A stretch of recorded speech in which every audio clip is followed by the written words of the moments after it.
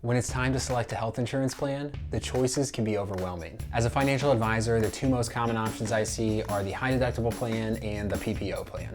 In this video, we're going to break down the key elements to consider when evaluating each of these plans, including why the most cost-effective option may not be what you think. I'm Jordan Nitzel, the founder of Trek Wealth Planning, and we help you make smarter money decisions. The easiest way to talk through the components of this comparison is with an example. So I have an actual health insurance plan offering that we'll talk through as we go. The first thing that we need to cover are premiums.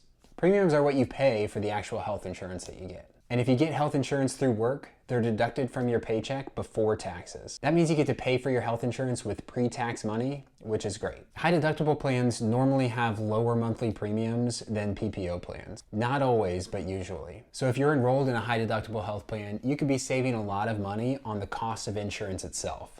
Looking at our example here, the premium for a family on the high deductible plan is going to be $303 per month, while the premium for the PPO plan is $735 per month. So right away, the high deductible plan is going to cost $432 per month less than the PPO plan. The next thing you need to know is the deductible.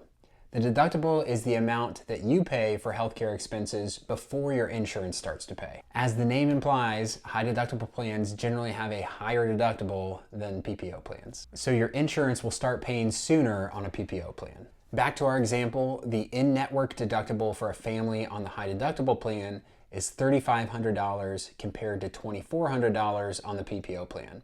Actually, not a huge difference there. You can see there is an individual deductible and a family deductible. Even if you're on a family health plan, each individual in the family is only subject to the individual deductible, while the family as a whole is subject to the family deductible. So if one person in your family has a lot of health expenses, once they hit the individual deductible, the health insurance is going to start to pay for their expenses. Insurance won't pay for the rest of the family's expenses until the family deductible is hit. You can see there's a difference in the in-network and out-of-network deductibles, so this seems like a good time to talk about networks. Now, health insurance companies partner with certain healthcare providers and hospitals in order to provide coverage to their members. Using a doctor that's within the insurance provider's network is typically going to cost less than using a doctor outside of the network. Always check the network of providers to make sure that your preferred doctors and hospitals are within the plan's network. Moving on to copays and coinsurance.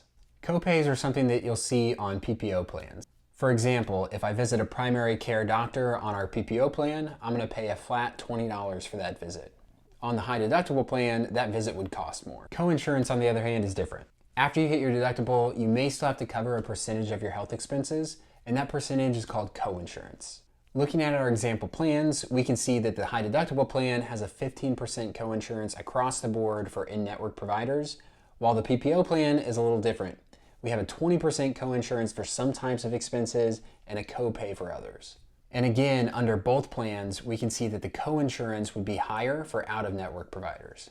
But don't worry, you don't have to pay coinsurance forever, just until you hit your out-of-pocket max. The out-of-pocket max is the most you have to pay for covered medical expenses in a year. So if you hit this out-of-pocket max between deductible, coinsurance, and copays, then your health insurance is going to cover 100% of the cost from that point on. Our high deductible plan and PPO plan actually have the same in-network out-of-pocket max, except prescriptions are treated differently on the PPO plan. Okay, one more thing to cover before we compare the plans overall, and that's HSAs and FSAs. HSAs are only offered on high deductible plans, while FSAs typically come with PPO plans. Now, I did a video recently on why HSAs are so great, so if you haven't seen that yet, click on this card and watch that next. Both FSAs and HSAs allow you to save pre-tax dollars to pay for medical expenses. HSAs are significantly more valuable though. With an HSA, any money that you've saved in the account but don't use in a plan year, you can carry over into the next year, and you can even invest those dollars. With FSAs, on the other hand, you can only carry over a limited amount, so you only want to save what you know you're going to spend that year. Now, we've hit the highlights on how these plans work. How do we compare so we know which one to pick? First, as I mentioned earlier, you want to look at the network, services, and medications that are covered in each plan. Make sure the doctors and hospitals that you tend to visit are in-network. Also, make sure any planned procedures or medications that you use are covered on the plan that you're considering. Assuming the high deductible plan and PPO plan both check those boxes, we can compare costs. The mistake many people will make at this point is to look at the deductible and think that the PPO plan will cost less if they have a lot of health expenses. But we have to factor in the money saved on premiums. Plus, a lot of times employers will make HSA contributions into your HSA, and so you need to factor that in as well. In our example plans, the high deductible plan is going to cost $5,184 per year less than the PPO plan.